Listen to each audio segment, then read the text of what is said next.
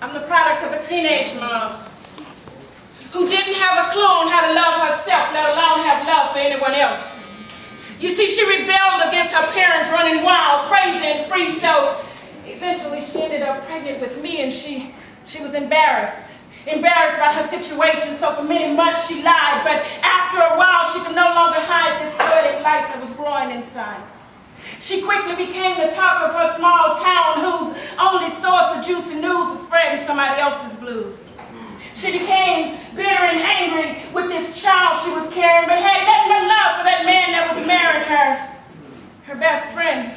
He'd been with for a while, whom she also claimed to be the father of her child, but after many failed attempts to disrupt their plan, she finally gave up on that particular man.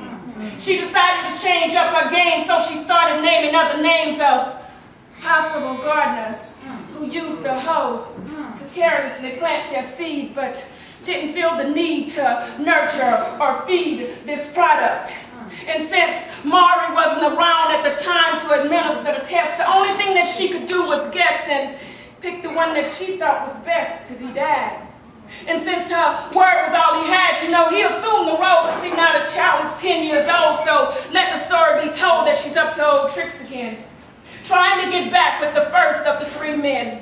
She found out that he had divorced his wife, so she's using me to get back in his life, and she brought us together to try to compare and point out similarities that him and I share. Well, I didn't think the shit was fair, but who am I to try to go there?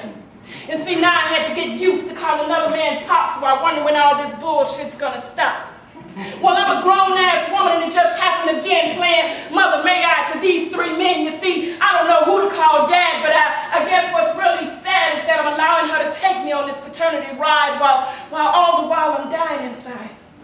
For so many nights I've cried when no one was around to see. I'm anxiously seeking to confirm my identity. I'm looking in the faces of all 3 just to see if any of these motherfuckers look like me.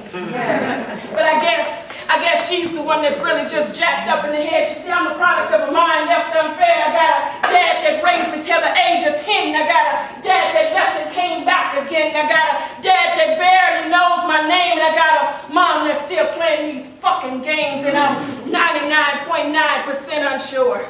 Which